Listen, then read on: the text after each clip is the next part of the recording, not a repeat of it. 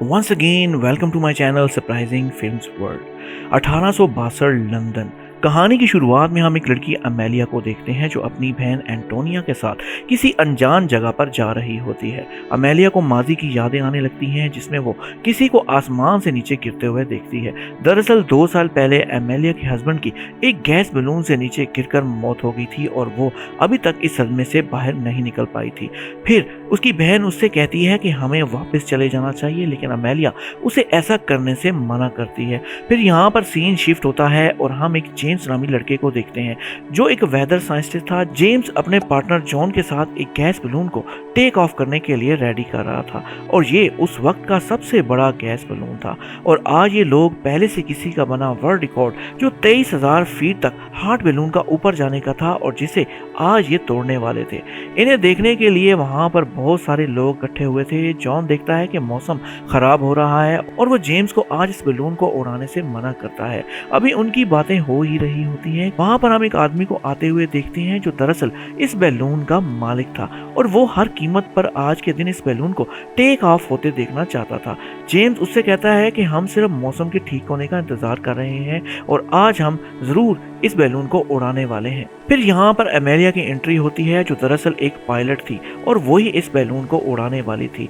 James और Amelia के दरमियान एक एग्रीमेंट हुआ था कि अमेलिया इस बैलून को उड़ाकर बुलंदियों तक ले जाएगी और एक नया वर्ल्ड रिकॉर्ड बनाएगी, जबकि दूसरी तरफ जेम्स को अपनी रिसर्च के लिए कुछ मालूमात इकट्ठी करनी थी ताकि सबूतों की बिना पर वो लोगों को अपनी थ्योरी के बारे में समझा सके कि आने वाले वक्त में लोग बदलते मौसमों के बारे में पहले से ही जान सकेंगे।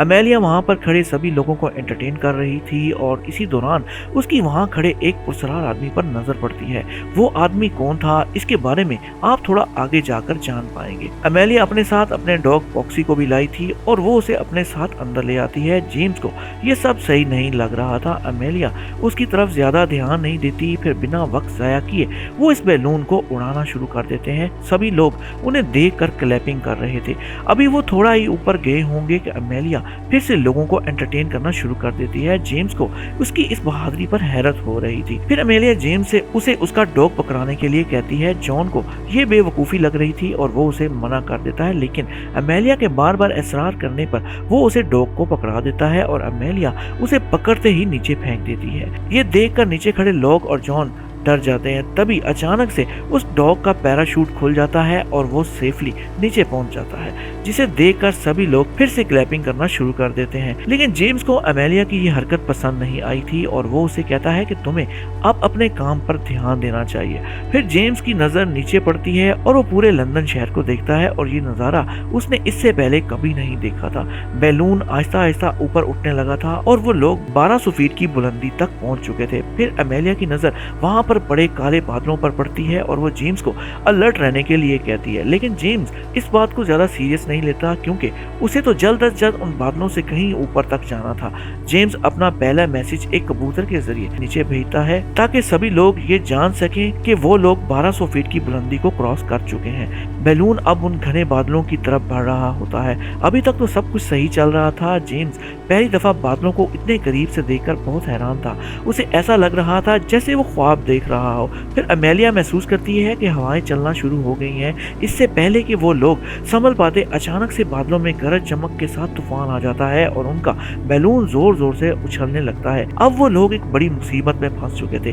तूफान इतना शदीद था कि उन्हें संभलने का मौका ही नहीं मिल रहा था। एक जगह तो दोनों बैलून से नीचे गिरते गिरते बचते हैं। फिर बड़ी मुश्किल से वो अपने आप को इस तूफान से बचाने में कामयाब हो जाते हैं। इन दोनों ने इस बैलून के अंदर मौजूद रेत के थैलों को एक एक कर नीचे फेंकना शुरू कर दिया था और अब बैलून काफी तेजी के साथ ऊपर की तरफ उठने लगता है। फिर थोड़ी देर के बाद आखिर वो बैलून उन बादलों से बाहर निकल आता है और ये दोनों ये मंजर देखकर हैरान हो रहे थे। एक जगह बादलों पर वो अपने बैलून का अक्स देखकर बहुत खुश होते हैं और दोनों जोर जोर से चीखना शुरू कर देते हैं। अब वो लोग 23,000 फीट की बुलंदी तक पहुंचने वाले थे। अभी वो लोग थोड़ी ही आगे गए होंगे कि एक तितली उनके पास आकर बैठ जाती है। उसे देखकर जेम्स को एक थ्योरी याद आती है कि इंसेक्ट्स भी जो हवा में करंट मौजूद होता है उसकी वजह से एक जगह से दूसरी जगह जा सकते हैं। फिर से वो ये मंजर देख के खुश होने लगते हैं और अमेलिया को अपने हस्बैंड की याद आने लगती है और वो जेम्स को बताती है कि मेरे हस्बैंड की एक हादसे में मौत हो गई थी, जिसे सुनकर जेम्स उसे हौसला देता है। अब वो लोग 23,000 फीट की बुलंदी से ऊपर जा चुके थे और उन्होंने पहले से बने उस वर्ल्ड रिकॉर्ड को तोड़ दिया था।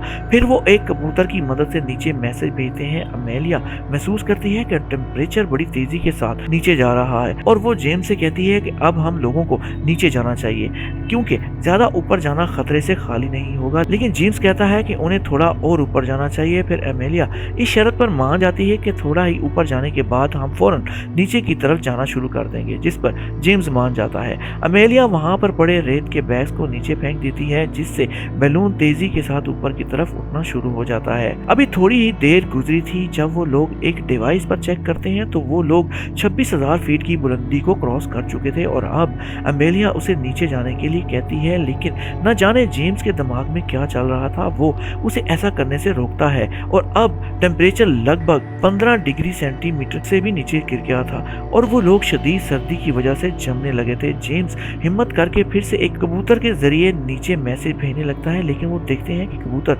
सर्दी की वजह से और वो सीधा ही नीचे गिरने लगता है। अब उन लोगों के लिए खतरा बढ़ता जा रहा था और जेम्स उन कबूतरों के केज को नीचे फेंक देता है ताकि वो और ऊपर जा सके, जिस पर अमेलिया और उसके दरमियान झगड़ा शुरू हो जाता है। अमेलिया को अब उस पर गुस्सा आने लगा था क्योंकि इतनी ठंड की वजह से उन दोनों की जान भी जा सकती है। जेम्स को अब सांस लेने में परेशानी हो रही थी। फिर आखिरकार जेम्स मान ही जाता है और अमेलिया जल्दी से उस बैलून की गैस को निकालने की कोशिश करती है, लेकिन गैस वॉल नहीं खुल रहा होता क्योंकि उसके ऊपर बर्फ जम चुकी थी। अमेलिया बहुत कोशिश करती है लेकिन वो उसे खोलने में नाकाम रहती है।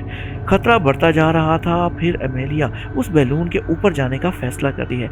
जेम्स भी अब ऑक्सीजन कम होने की वजह से बेहोश हो चुका था। अमेलिया वक्त जाया किए बगैर उस बैलून के ऊपर चढ़ना शुरू कर देती है। शदीद सर्दी की वजह से उसकी पूरी बॉडी फ्रीज होने लगी थी, लेकिन फिर भी वो हिम्मत करके ऊपर चढ़ती रहती है। गिरने के डर से वो एक रस्सी के साथ अपने आप को बांध लेती है। फिर काफी मुश्किल के बाद बिल आखिर वो इस बैलून के ऊपर चढ़ ही जाती है और उस वॉल को खोलने की कोशिश करती है, लेकिन वो बर्फ की वजह से जम चुका था। फिर अमेलिया हिम्मत करके खड़ी हो जाती है और अपने पाँव की मदद से उसको खोलने की कोशिश करती है। फिर अचानक से वो वाल खुल जाता है, लेकिन उसका जूता उसमें अटक जाता है और वो उसे निकालने की बहुत कोशिश करती है, लेकिन वो निकल नहीं रहा होता। फिर वो अपने पाँव को उस जूते से निकाल लेती है। अमेलिया भी अब काफी थक चुकी थी और वो उसी बैलून के ऊपर ही बेहोश हो जाती है। वो लोग 36,000 फीट की बुलंदी तक जा पहुंचे थे और अब उनका बैलून गैस निकलने की वजह से आहिस्ता आहिस्ता नीचे की तरफ जाने लगा था। अभी थोड़ी ही देर गुजरी थी कि अमेलिया आहिस्ता आहिस्ता नीचे की तरफ खिसकने लगती है। इससे पहले कि वो खुद को संभाल पाती, जब उसकी आंख खुलती है तो वो बैलून से नीचे गिरने वाली थी। उसकी किस्मत अच्छी थी कि रस्सी बंधे होने की वजह से वो उस बैलून के साथ लटक जाती है और फिर से बेहोश हो जाती है। जब उसे होश आता है तो अपने आप को उस रस्सी के साथ लटकता देखकर उसे जोर से पकड़ लेती है और अपनी बॉडी को हरकत में लाते हुए काफी मुश्किल के बाद वो उस बास्केट तक पहुंच जाती है। वो देखती है कि जेम्स अभी तक बेहोश पड़ा है और वो उसे उठाने की कोशिश करने लगती है, लेकिन वो नहीं उठ रहा होता। अमेलिया को लगने लगा था कि शायद वो अब मर चुका है, लेकिन थोड़ी देर के बाद उसे होश आ ही जाता है, जिसे देखकर अमेलिया की आंखों में आंसू आ जाते हैं। अब वो दोनों 28,000 फीट की बुलंदी तक नीचे आ चुके थे। अमेलिया महसूस करती है कि उनका बैलून तेजी के साथ नीचे जा रहा है और वो जल्दी से एक रस्सी की मदद से उस हॉल को बंद करने लगती है, जिससे गैस लीक हो रही थी। लेकिन वो जैसे ही उस रस्सी को खींचती है तो उसका जूता नीचे आकर गिरता है, जिसकी वजह से वो हॉल बंद नहीं हो रहा था और अब वो लोग बड़ी तेजी के साथ नीचे गिरना शुरू हो गए थे और अब उनका बैलून बड़ी तेजी के साथ नीचे गिरना शुरू हो गया था। अब वो दोनों समझ चुके थे कि अगर गैस इसी तेजी के साथ निकलती रही तो उन दोनों का बच पाना बहुत मुश्किल हो जाएगा। फिर वो जल्दबाजी में उस बास्केट में पड़ी सभी चीजों को नीचे फेंकना शुरू कर देते हैं, लेकिन इससे भी उनकी रफ्तार कम नहीं हो रही थी। फिर जेम्स को एक आइडिया आता है और वो उस बास्केट को भी नीचे फेंकने का फैसला करता है। फिर वो जल्दी से एक नाइफ की मदद से उसकी रस्सियों को काटना शुरू कर देता है। थोड़ी देर के बाद वो बास्केट भी नीचे गिर जाती है, लेकिन उस बैलून की स्पीड को कोई खास फर्क नहीं पड़ा था और वो तेजी के साथ ही नीचे की तरफ जा रहा था। अब वो लोग बादलों से काफी नीचे आ गए थे और उन्हें जमीन दिखना शुरू हो गई थी, लेकिन उन्हें समझ नहीं आ रही थी कि आखिर अब वो क्या करें। अमेलिया को अपने हस्बैंड का ख्याल आता है कि कैसे उसने उसकी जान बचाने के लिए उस बैलून से नीचे छलांग लगा दी थी। अब अमेलिया को भी कुछ ऐसा ही आइडिया आता है और वो इस बैलून से नीचे छलांग लगाने का फैसला करती है, लेकिन जेम्स उसे ऐसा करने से मना करता है। फिर अचानक से जेम्स को एक और आइडिया आता है और वो अमेलिया को बताता है कि हम इस बैलून को एक पैराशूट में बदलने वाले हैं।